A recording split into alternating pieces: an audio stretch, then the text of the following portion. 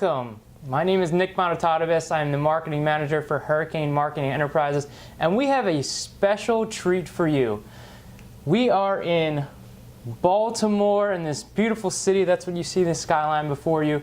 And we are going to interview Mr. Steve the Hurricane. So thanks for joining us, Steve. I'm very excited. Going to dive deep into the inner workings of the Hurricane. Looking forward to it. All right, so the first thing I really wanted to get a background of you younger, in your youth, and, that entrepreneur side. How did this come? Was it, was it something early on that you had as an entrepreneur? So, by accident, I kind of fell into it, and it was all because I don't know, I've always had this way of viewing money as not so much a necessity and something to strive for, but if I need money, I'll make money. And that whole mindset of it's not the end goal, but if you need it, you go make it, you go earn it. So as a child, my parents gave me an allowance. I wanted to earn more money. So if I wanted to earn more money in the allowance, I had to find a way to generate revenue. So I had lemonade stands as a kid. I remember I wanted to buy a remote control car, and so I ended up having a lemonade stand to get the money to buy the remote control car.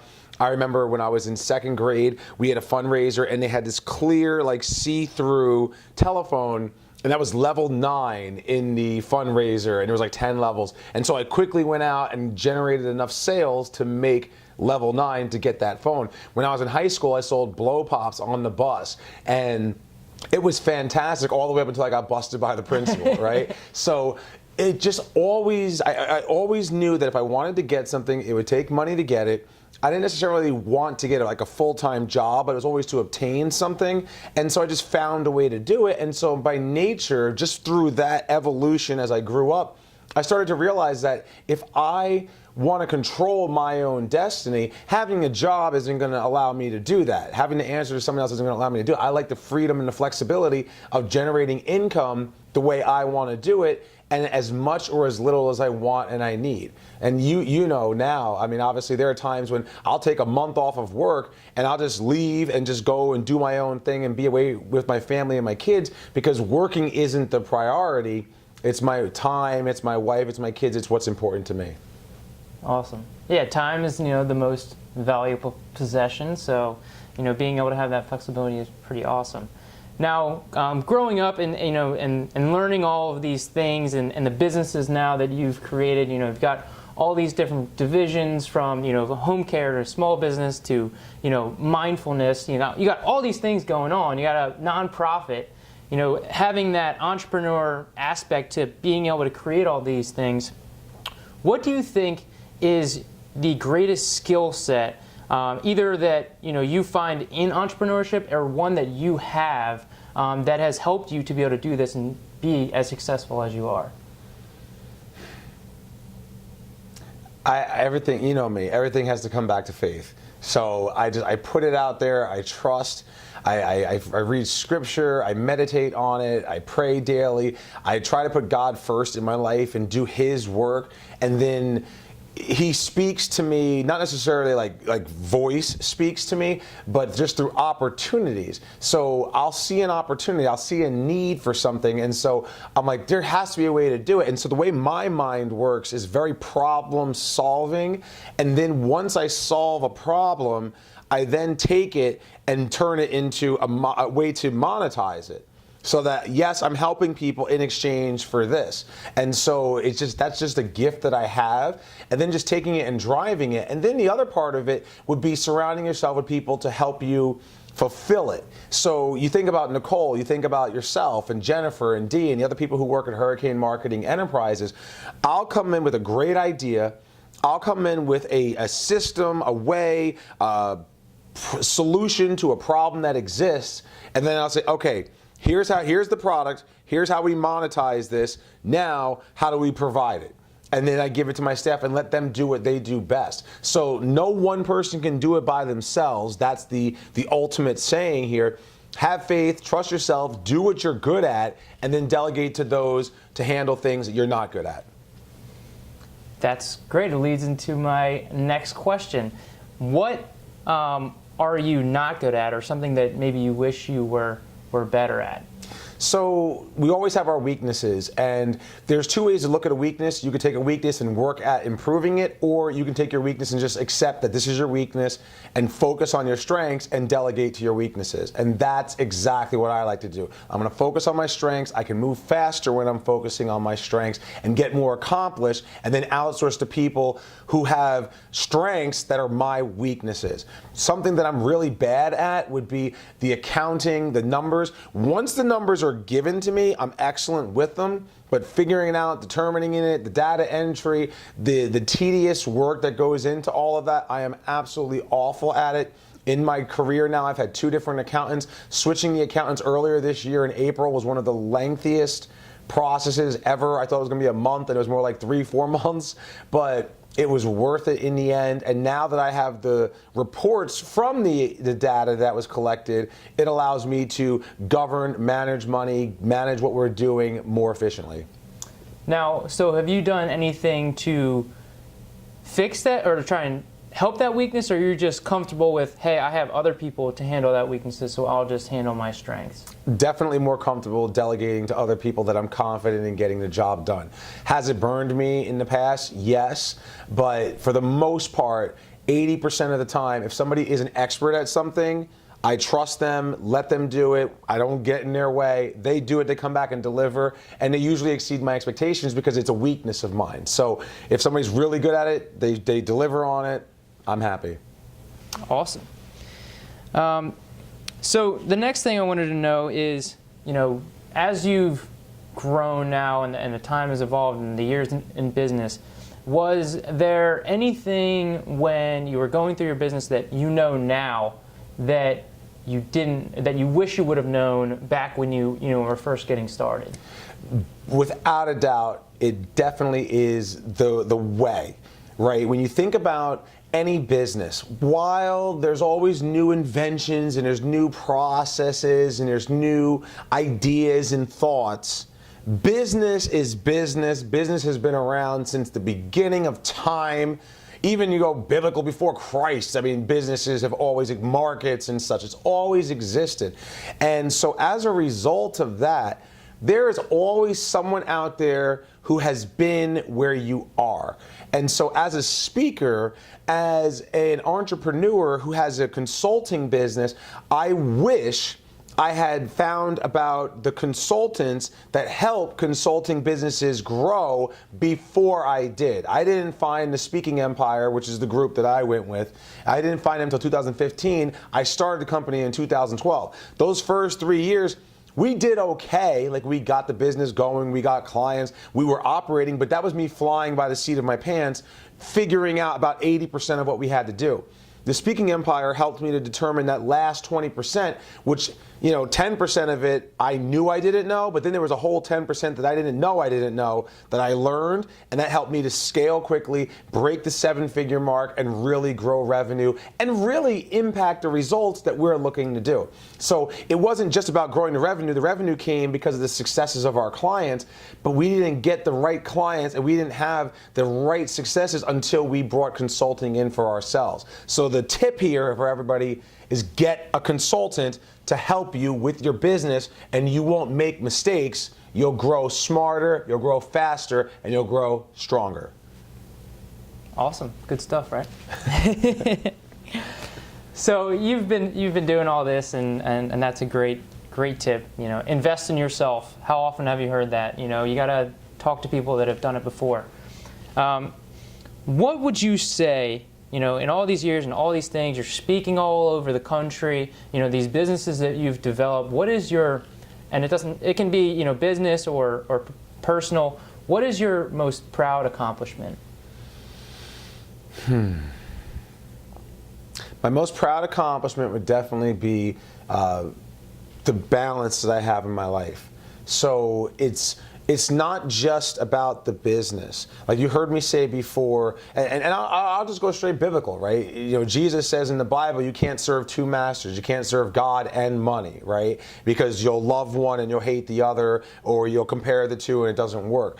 And so money isn't everything. My business isn't everything. My business is a part of who I am.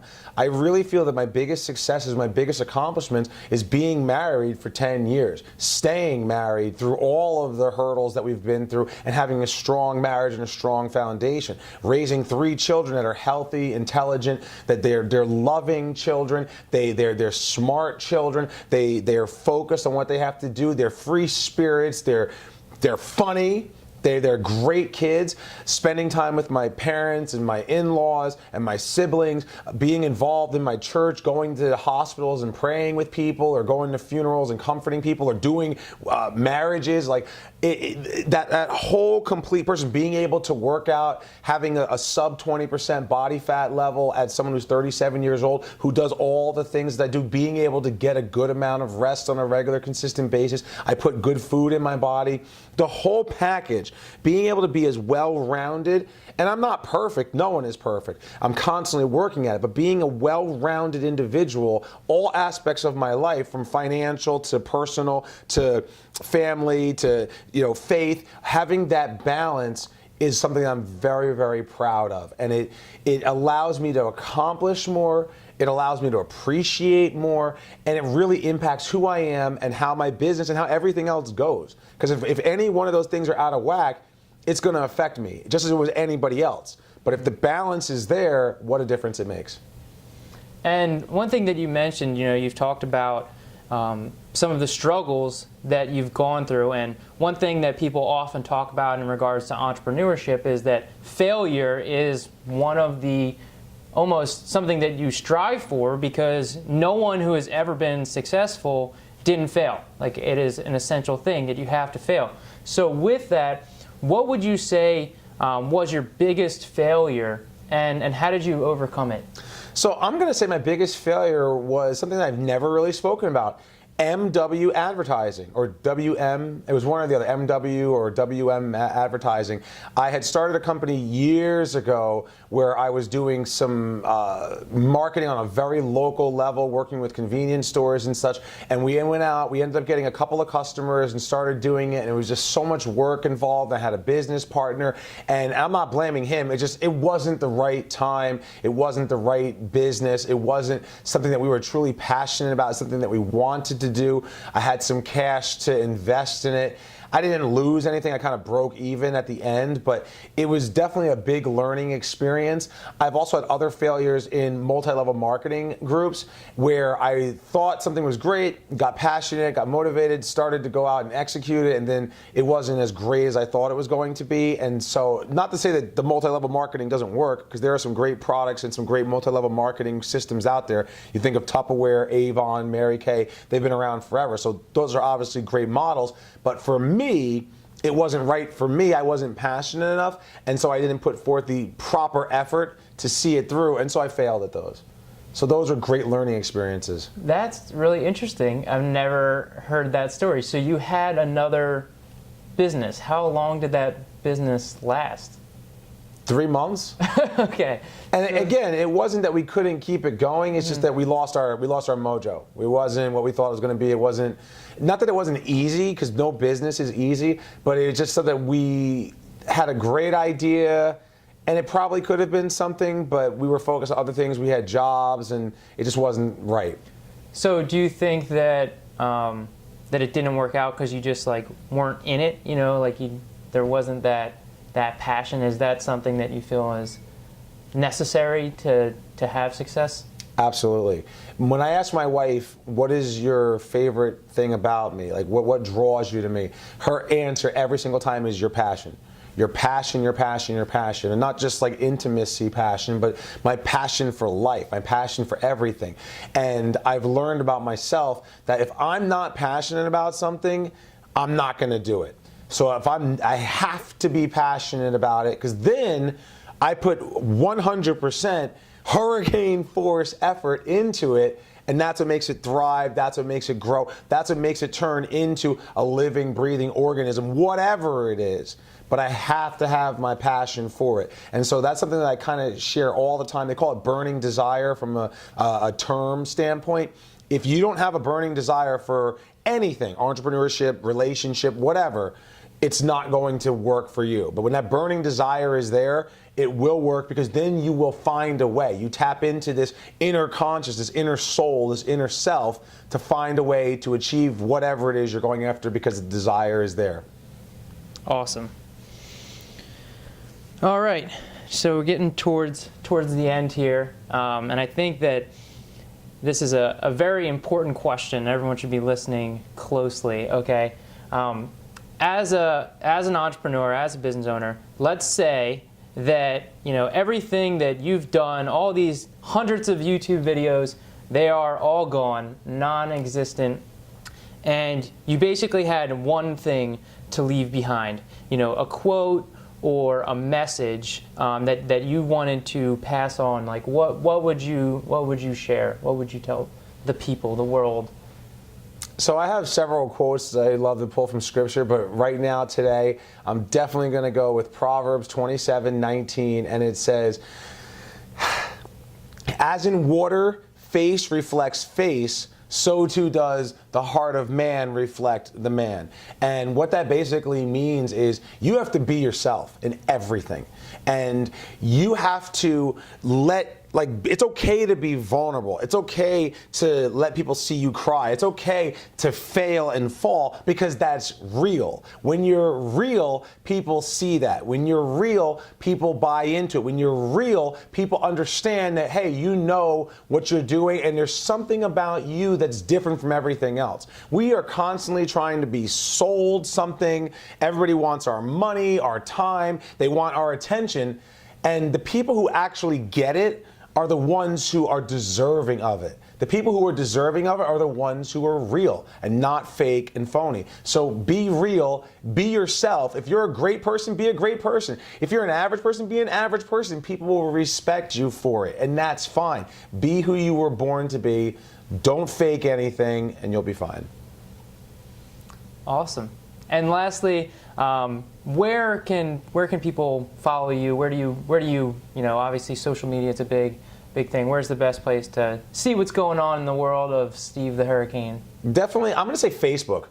Of all, we have a Twitter account, we have LinkedIn account. I'm on LinkedIn often, but I put the most real Steve into my Facebook. And you can follow me. I have a Facebook profile page, Steve the Hurricane, or you can just follow me on my personal profile. I can't accept any more friends, but you can just follow it, and you can see all the things that I post and comment and interact with me. That's totally fine.